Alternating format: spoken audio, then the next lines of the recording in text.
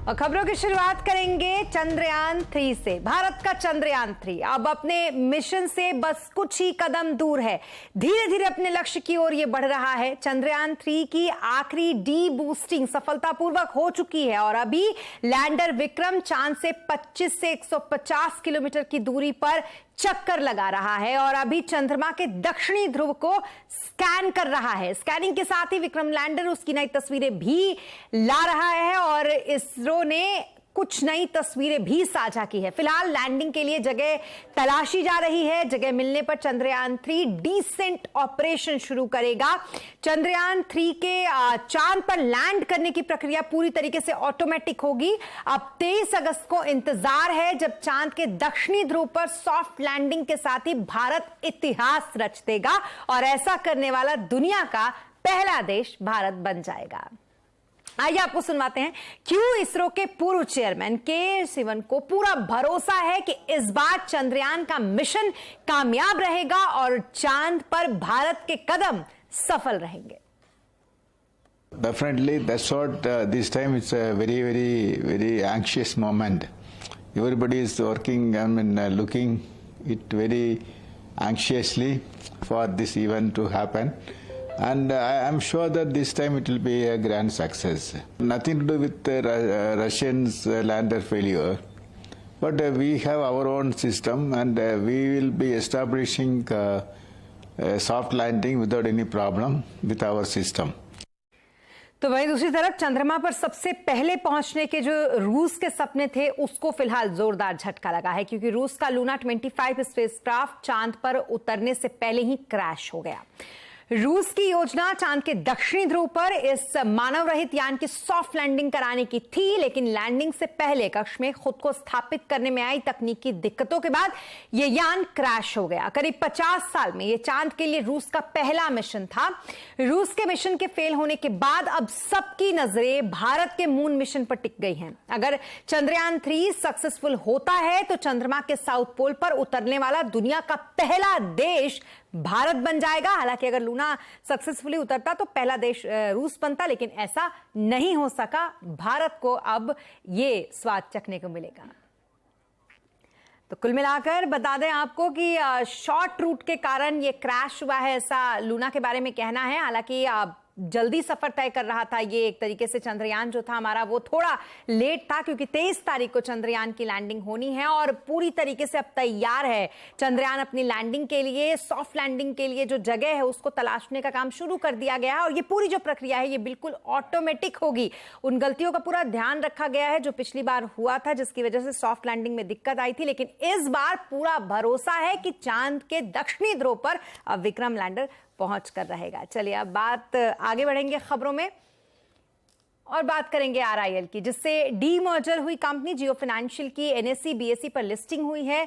जेएफएसएल की discovery price के करीब ही बीएसई पर 265 प्रति शेयर पर लिस्टिंग हुई। लिस्टिंग पर कंपनी की मार्केट कैप 1.68 लाख करोड़ रही। जियो फाइनेंशियल देश की दूसरी सबसे बड़ी एनबीएफसी कंपनी बन गई है। मार्केट कैप के लिहाज से अगर देखें तो देश की 30वीं सबसे बड़ी कंपनी है। कंपनी की मार्केट कैप निफ्टी में 50 की 18 जो कंपनियां हैं उससे ज्यादा है। डिटेल लेते हैं इस पूरे खबर पर सुमित से। सुमित, बताएं जरा क्या कुछ डिटेल्स है आपके पास जियो फाइनेंशियल को देख के। तो एक ऐतिहासिक दिन जहां पर सन 2006 के बाद रिलायंस ग्रुप की तरफ से एक नई एंटिटी आज लिस्ट होते हुए दिखाई पड़ी है और एनबीएफसी स्पेस की एक कंपनी जो कि रिलायंस इंडस्ट्रीज से डीमर्ज होने के बाद आज के दिन लिस्ट होते हुए दिखाई पड़ी है। तो प्राइस डिस्कवरी के करीब जियो फाइनेंशियल की लिस्टिंग हुई, यानी कि 262 रुपए के आसपास की प्राइस डिस्कवरी थी और अब 265 बीएससी पर और 262 एनएससी पर यह लिस्ट होते हुए दिखाई पड़ी, यानी कि करीब 1,68,000 करोड़ रुपए के आसपास की मार्केट कैप और इस मार्केट कैप के साथ देश की दूसरी सबसे बड़ी एनबीएफसी के तौर पर आज शुमार होते हुए दिखाई पड़ी। इक्विटी बेस के हिसाब से देखेंगे तो देश की सबसे बड़ी एनबीएफसी के तौर पर शुमार होते हुए दिखाई पड़ी है। तो कुछ फाइनेंशियल, कुछ नंबर्स, कुछ आंकड़े आपकी स्क्रीन पर। पहले तो ये मार्केट कैप के लिहाज से देश की 30वीं सबसे बड़ी कंपनी है और निफ्टी की करीब 18 कंपनियों से ज्यादा इसकी मार्केट कैप है। इनफैक्ट कुछ दिग्गज कंपनियां, अपोलो हॉस्पिटल जैसी कंपनियों के सामने तो दुगनी मार्केट कैप के साथ जियो फाइनेंशियल ऑलरेडी कामकाज करता हुआ दिखाई पड़ रहा है। तो एक बढ़िया मार्केट कैप इस कंपनी की और कुछ और नंबर्स की अगर बात की जाए तो आज खास तौर से इस कंपनी के बिजनेस में या बाकी चीज़ों में एनबीएफसी स्पेस को लेकर एक बड़ा एंट्री कंपनी की तरफ से होते हुए दिखाई पड़ी है और 2006 के बाद ये पहली है कंपनी कोई रिलायंस इंडस्ट्रीज की तरफ से लिस्ट हुई थी, जबकि 2006 में रिलायंस पेट्रोलियम की लिस्टिंग होते हुए दिखाई पड़ी थी। इसके अलावा कुछ और इंपॉर्टेंट अपडेट्स या इवेंट्स की अगर बात की जाए तो सबसे बड़ा ट्रिगर जो यहाँ पर कामकाज कर रहा है वो कामकाज कर रहा है कंपनी के कारोबार को लेकर और कई बड़े चेहरे जो कि कंपनी के बोर्ड के अंदर शामिल हैं। तो कंपनी के जो नॉन एग्जीक्यूटिव चेयरमैन हैं केवी कामत साहब हैं कंपनी के बोर्ड के अंदर शामिल। इसके अलावा इंडिपेंडेंट डायरेक्टर के तौर पे ईशा अंबानी हैं। साथ साथ कंपनी के चेहरों में कुछ और शामिल बड़े नामों का भी यहाँ पर नाम रखा गया है। देश की 30वीं सबसे बड़ी कंपनी के तौर पे जियो फाइनेंशियल जो लिस्ट होते हुए दिखाई पड़ी। केवी कामत साहब non executive chairman, Isha Ambani non executive director. इसके अलावा कुछ और प्रोमिनेंट चेहरों की बात की जाए तो राजीव महर्षि जो कंपनी के इंडिपेंडेंट डायरेक्टर हैं और हितेश सेठिया जो कंपनी के सीईओ एंड एमडी हैं। कंपनी का ओवरऑल कारोबार अब आपकी स्क्रीन पे आता हुआ दिखाई पड़ेगा किस तरह कामकाज है। तो कंपनी एनबीएफसी स्पेस के अंदर है, एआरसी स्पेस के अंदर है। इसके अलावा कंपनी के पास लेंडिंग बिजनेस है। साथ साथ कंपनी रिसेंटली ब्लैक रॉक के साथ टैप किया हुआ है जिसमें $15 करोड़ के आसपास का दोनों कंपनियां निवेश करते हुए दिखाई पड़ेंगी। तो consumer lending, SME, insurance, payments, digital banking, broking, AMC, ये कुछ ऐसे कारोबार है जहां पे कंपनी की पैठ मजबूत होते हुए दिखाई पड़ रही है। जी, बहुत शुक्रिया तमाम डिटेल्स के लिए आपका सुमित। तो जियो फाइनेंशियल लिस्टिंग पर कंपनी के नॉन एग्जीक्यूटिव चेयरमैन केवी कामत ने कहा कि इंडिया स्टोरी और डिजिटल इंडिया स्टोरी के साथ कंपनी आगे बढ़ेगी। Straight through processing, the financial sector, real-time transaction enablement and so on.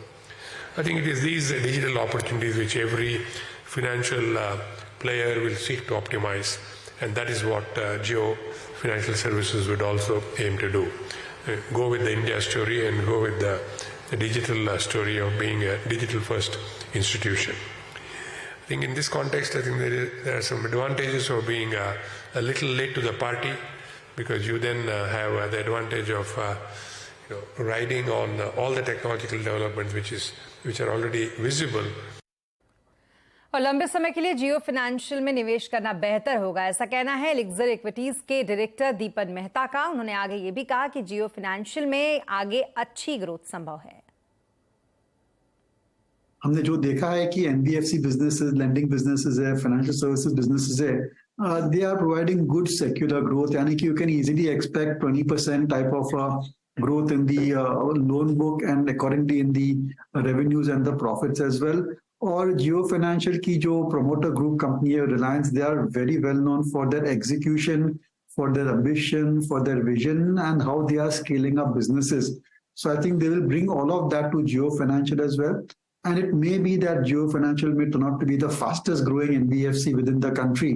So from that point of view, I think investors are having a lot of expectations. और अब बात करते हैं बाजार की, जहां 2 दिनों की गिरावट के बाद बाजार में आज तेजी देखी गई। इसी तेजी के साथ बाजार बढ़त पर आज बंद हुआ। सेंसेक्स 267 अंक चढ़कर 65,216 पर बंद हुआ। तो निफ्टी की अगर बात करें तो ये 83 अंक चढ़कर 19,394 पर बंद हुआ। आज सबसे ज्यादा बढ़त मेटल, आईटी, पीएसयू शेयरों में रही, तो वहीं पीएसयू बैंकिंग से जुड़े शेयरों में आज दबाव देखा गया। सरकारी बैंकों की एसेट क्वालिटी बेहतर हुई है, ऐसा कहना है टाटा म्यूचुअल फंड के सीआईओ इक्विटीज राहुल सिंह का। उन्होंने आगे ये भी कहा कि इससे अब कुछ अच्छे सरकारी बैंकों की री रेटिंग संभव होगी।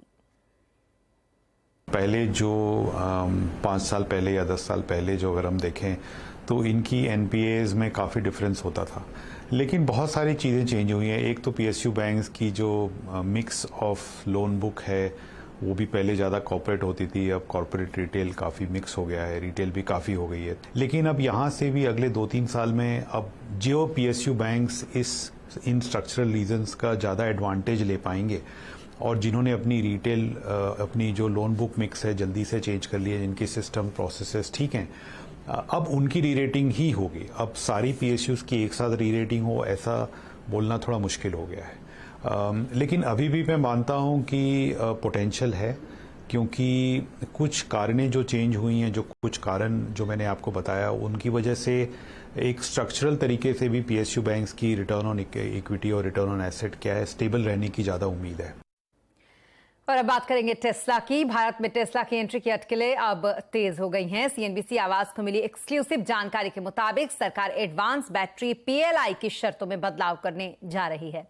इसके बाद सरकार अगले 1 महीने के स्कीम के अगले चरण के लिए आवेदन मंगवा सकती है। इस खबर पर ज्यादा डिटेल के लिए हमारे साथ है हमारे संवाददाता रोहन बताएं जरा, क्या कुछ खबर है आपके पास? सरकार आखिरकार टेस्ला को लेकर क्या करने जा रही है?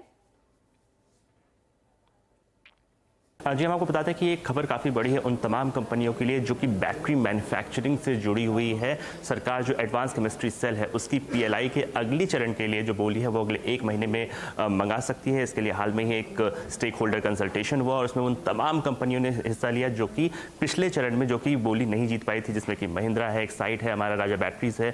लेकिन जो सबसे ज़्यादा नज़र थी वो थी पैनासोनिक के ऊपर, जिन्होंने इसमें पार्टिसिपेट किया इस स्टेक होल्डर कंसल्टेशन में और कई सारे सुझाव भी दिए।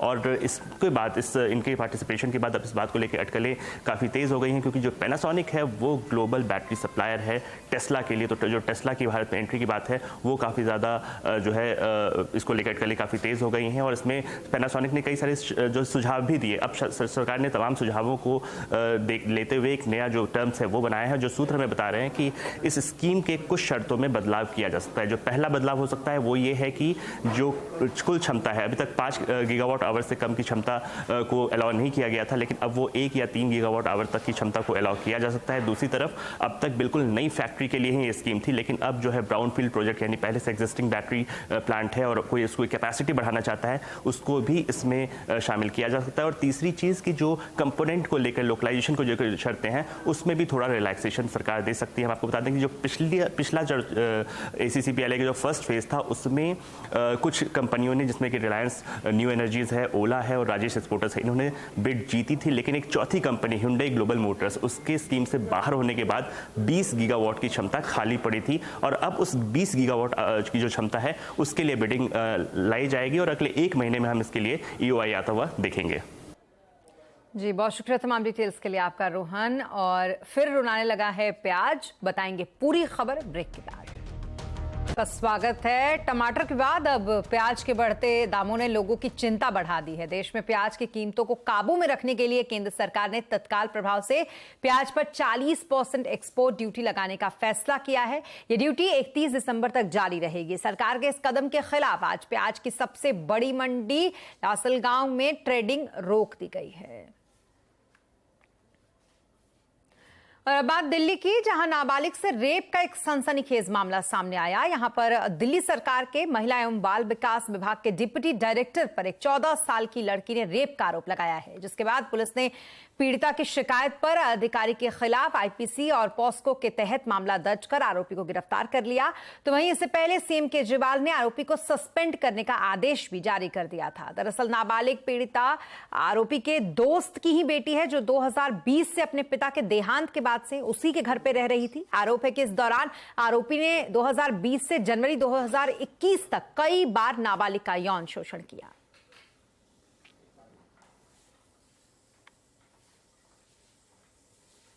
जो इसमें अकॉर्डिंग टू द FIR हैं, उन दोनों को हमने अभी डिटेन किया है। उनकी इंटेरोगेशन हमारी अंडरवे है। 164 के स्टेटमेंट के बाद उनका जो भी अरेस्ट का होगा वो हम इफेक्ट करेंगे। और दुष्कर्म के बाद गर्भपात से जुड़े एक मामले में सुप्रीम कोर्ट ने गुजरात हाई कोर्ट को जमकर फटकार लगाई है। इसी के साथ सुप्रीम कोर्ट ने यह भी कहा कि अगर कोई भी कोर्ट उच्च न्यायालय के फैसले के खिलाफ आदेश पारित करता है तो ये संवैधानिक रूप से, यानी कि संवैधानिक सिद्धांत के खिलाफ है। दरअसल गुजरात हाई कोर्ट ने एक रेप पीड़िता की गर्भपात से जुड़े याचिका पर सुनवाई करते हुए समय निकल जाने का हवाला देकर गर्भपात की मंजूरी से इनकार कर दिया था, जबकि सुप्रीम कोर्ट में इस मामले की सुनवाई आज हुई, जिस पर सुनवाई करते हुए सुप्रीम कोर्ट ने रेप पीड़िता की गुहार सुनते हुए गर्भपात की अनुमति दे दी। तो वहीं सुप्रीम कोर्ट ने गुजरात हाईकोर्ट पर तीखी टिप्पणी करते हुए कहा कि गुजरात हाईकोर्ट में आखिरकार हो क्या रहा है। और प्रधानमंत्री नरेंद्र मोदी ने आज वीडियो मैसेज के जरिए मध्य प्रदेश के 5,580 शिक्षकों को ऑफर लेटर बांटे हैं। प्रधानमंत्री मोदी ने शिक्षकों को शुभकामनाएं दी। उन्होंने शिक्षकों से कहा कि देश के विकास और नई शिक्षा नीतियों में मदद करें। साथ ही ये भी कहा कि देश का नागरिक वो दिन नहीं भूल सकता जब 2014 से पहले घोटालों और भ्रष्टाचार भ्रष्टाचार का दौर था। गरीबों का हक उस तक पहुंचने से पहले ही लूट लिया जाता था। देश का नागरिक वो दिन भूल नहीं सकता जब 2014 से पहले घोटालों और भ्रष्टाचार का दौर था। गरीब का हक उस तक पहुंचने से पहले ही लूट लिया जाता था। आज गरीब के हक का पूरा पैसा सीधे उसके खाते में पहुंच रहा है। साथियों, सिस्टम से लीकेज रुकने का एक परिणाम ये भी हुआ है कि सरकार गरीब कल्याण पर पहले से कहीं ज्यादा खर्च कर पा रही है।